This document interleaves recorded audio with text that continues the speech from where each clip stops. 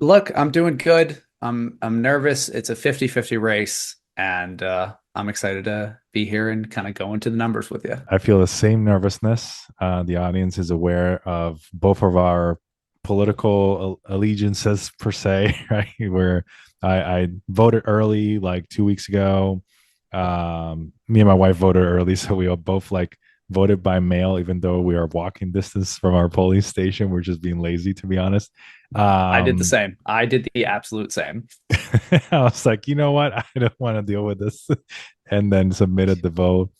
Obviously, I voted for the Harris Walsh ticket, and then we'll see. We'll see. We'll see what happens. But what I'm noticing is that when I look at the polls, I feel very depressed because it's like a 50-50 race. And in my opinion, it should not be a 50-50 race. It should be more like a 70-30 race in favor of the Harris campaign. Um, of course, we discuss all the issues with the campaign and her starting as soon as like August and whatnot, but it should be like a much wider race, similar to what Obama said recently on the campaign, where he mentioned like, "Hey, this should be a bigger race," but it is close. But when I stop looking at the polls and I look at the early voting numbers, then kind of like the depression subsides Hmm. because Hmm. there are different data there that gives a little bit of hope. I'm wondering what you think. Look, the crazy thing is, I think they've probably improved on their polling and ability to poll Trump since 2016. So we're really seeing like this is a historically unprecedented time to have an electorate that is so closely divided. And while we'll look at a Wisconsin poll or a Pennsylvania poll or a North Carolina poll, and we'll see that those are tied, the margin of error on these is like 4 points, 3 points. So ultimately, a lot of these might break in the same way, and the way they break, looking back on it a month from now, we might think, God, she wanted a landslide, or God, he really wanted a landslide. And like, we just don't know. It's like measuring ounces when you're cooking with a human body weight scale. Polling is great, but it has its limits. Oh yeah, for sure, for sure. And let's look at some of that polling. So I'm going to share my screen here so we can look at some of that polling. I like to look at 538 because it kind of serves as a nice little aggregate of polls. But of course, I look at all sorts of different pollsters, such as the Hills DDHQ. I look at Real Clear Politics, even though it has a little bit of infamy for just including a lot of right leaning pollsters. But I like to look at all sorts of data to kind of like get a bigger picture. And this is the state of the race on a national level. If you just look at it from, I mean, anybody that tells you that they're winning on either side of the aisle is just lying to themselves. Let's just Yeah. be honest. Like, this is Yep. as close as it gets. I mean, it could be closer, I guess you could argue, but this is on a national level. Harris up by 1.4%, and the aggregate of polls and the audience knows that that means that it's a combination of polls as opposed to one individual poll, because I think that's kind of like the best way to look at it. You can't really take one poll over the other. Okay. If you want to nitpick, you will see like higher quality polls here and there, but the overarching story is that it's a close race. Yeah. Um, Yeah. The polls have been remarkably consistent over time. As you can see right here, it basically looks like a flat line. Changed a tiny bit when Robert Kennedy Jr. dropped out of the race. But yeah, look, people, at least the media, loves to see a close election, and we've sure got one on our hands. yeah, for sure. And even if we look at the individual state polls, and this is another reason why I like to look at 538 is because I don't have to go individually into every single state.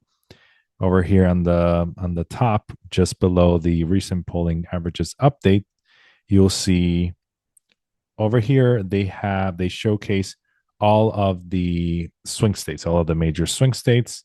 If I scroll to the right, I'll see the other states that the media likes to fantasize that they're swing states, but they're not really swing states. But the first seven are the ones that we're looking at, and it's even across the board from Nevada, Pennsylvania, Wisconsin, Michigan +1 for Harris, North Carolina +1 for Trump, Georgia +2 for Trump, Arizona +2 for Trump, and the other ones are not swing states. So keeping an eye on this. But the interesting Yeah. dynamic is that on the Senate level, you have kind of like an amalgamy of like an enigma happening here, and um like out of the like privately you were talking a little bit about this, about the dynamic between the presidential race and the Senate race, and I want you to speak a little bit to that. Right. So historically, it is very rare for the presidential race to go differently than the results of other statewide races, which would be the Senate races and the gubernatorial race. So, as you can see just on our screen right now, in Wisconsin, the Democrats are predicted with 2 points up, but it's even. You can see this in Pennsylvania. Democrats have 3 points, but it's even in the presidential. I'm pretty sure this goes true to Arizona too. Arizona, I saw it was 6 points up for the Democrats, Oh but yeah. I think it's +2 for Trump. So either Yep. one of two things is happening here. Either we're getting something wrong, 538 and all of these polling firms are getting something really wrong. And the presidential race is maybe being really poorly polled and it's going to much more closely match the Senate, or the Senate races are not being polled well enough and they're going to more closely match what happens in the presidential. But historically, I think the only time it's happened in recent memory was in 2020 when Susan Collins in Maine, a senatorial candidate, won her race while the state went to President Biden. So it's just a promising sign, I think, if you're looking for Vice President Harris to win, or it's a sign that, and we get tired of saying things like this, that we are living in unprecedented times. Oh yeah. I mean, we've heard that for the past three elections. It's getting a little bit tiring.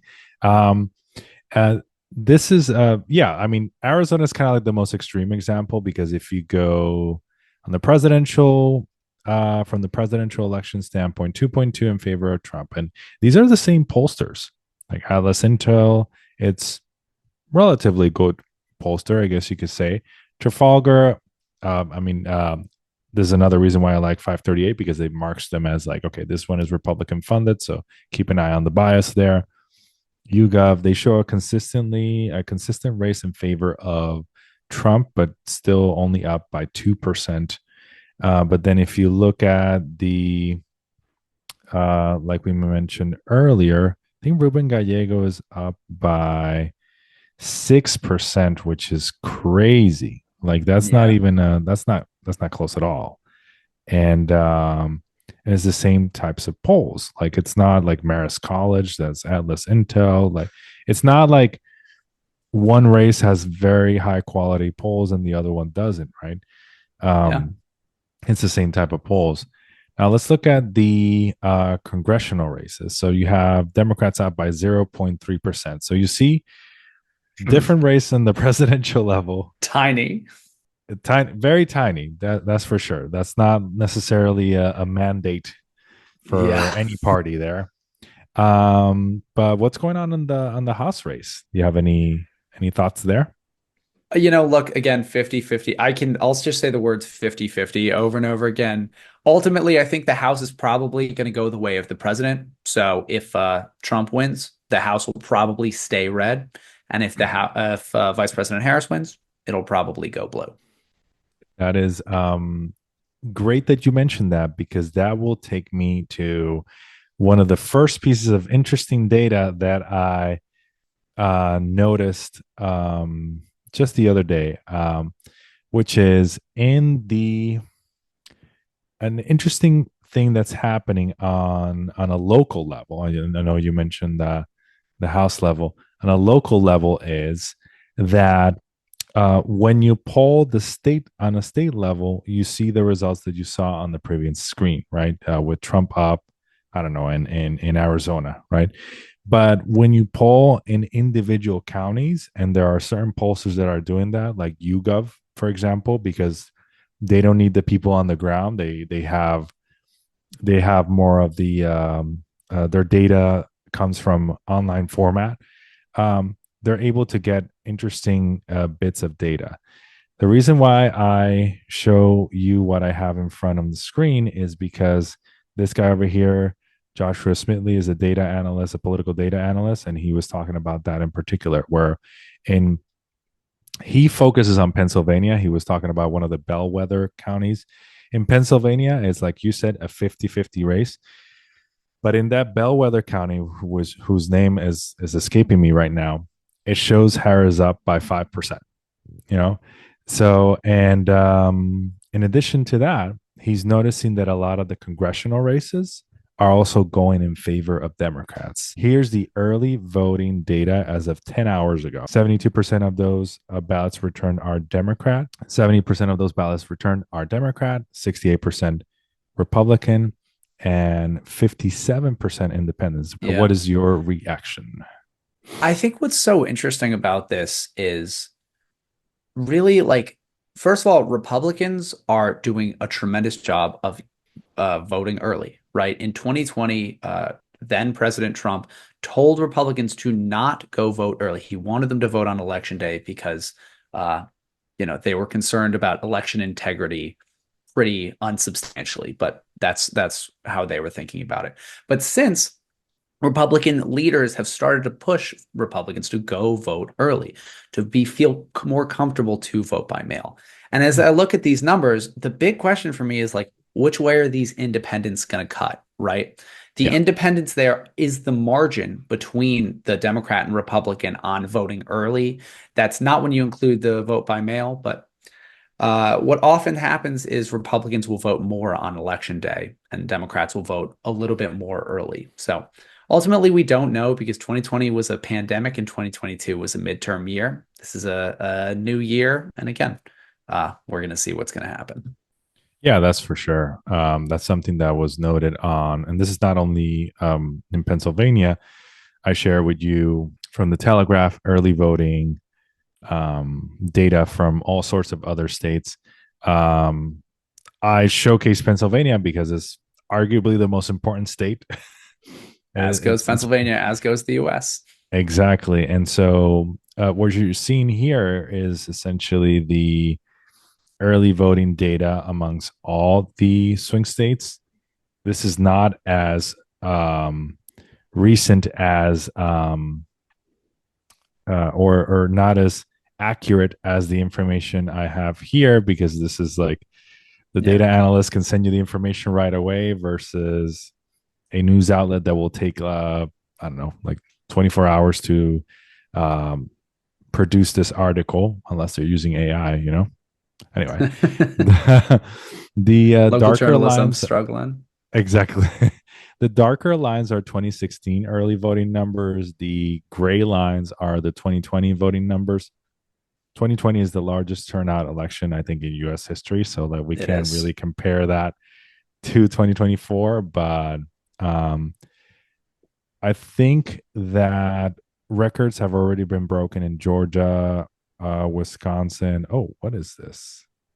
Running out of time. Okay. Nationwide, apparently. Nationwide, yes, to a certain extent. Yeah. So I Michigan is think this, impressive as well.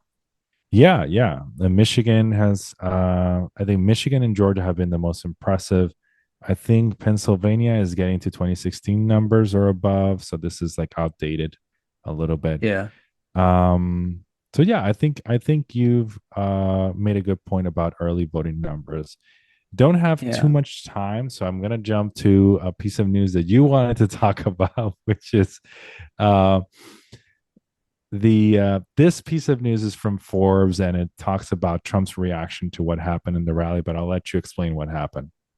Uh, I don't know that your audience needs me to explain what happened, but basically, Trump and his buddies had a armada of weirdos and extremists come speak leading up to him, and folks made some really racist and pretty horrid jokes, including one that Puerto Rico was an island of garbage. And it's just wild to think about this is the race or this is the closing argument that the Trump campaign has going into election day. And what stands out too is that more folks, more men, more folks of color are allegedly breaking towards the Republicans this cycle. But when you look at Yeah. like how folks are talked about at their race, who they bring in to speak on their behalf, it's really it really says something. It's really telling, and I can tell you as a Puerto Rican, like the reaction from this has been like pretty catastrophic. It's had an effect on the local governor race here. I say here in Puerto Rico. I'm in Massachusetts. There in Puerto Rico, um, I think there's been. I can tell you electorally in Pennsylvania, I think there's about 400,000 Puerto Ricans or Yeah. whatnot. And a lot of them, like local community leaders, are like taking this very seriously. I can tell you that it has been taken very seriously. I mean, the fact that the governor of, I believe, no, the senator Rick Scott from like Republican Senator Rick Scott from Florida, immediately after these comments, he like immediately condemned them. The Trump campaign initially, not Trump himself, but the Trump campaign initially had said like, "Hey, this is not like what the president believes." They haven't actually apologized to Puerto Ricans, but they say they don't. That doesn't reflect what the president believes.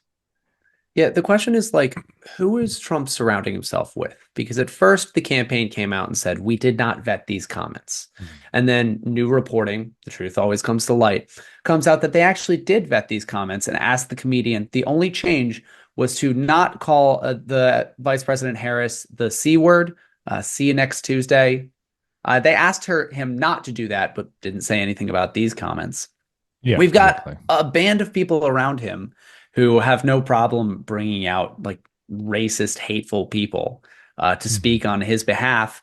And we look back at the record, and so many of his generals, his former chief of staff, have Yeah. called him a fascist or said he is absolutely unqualified for office. So, mark of leader is who they surround themselves with.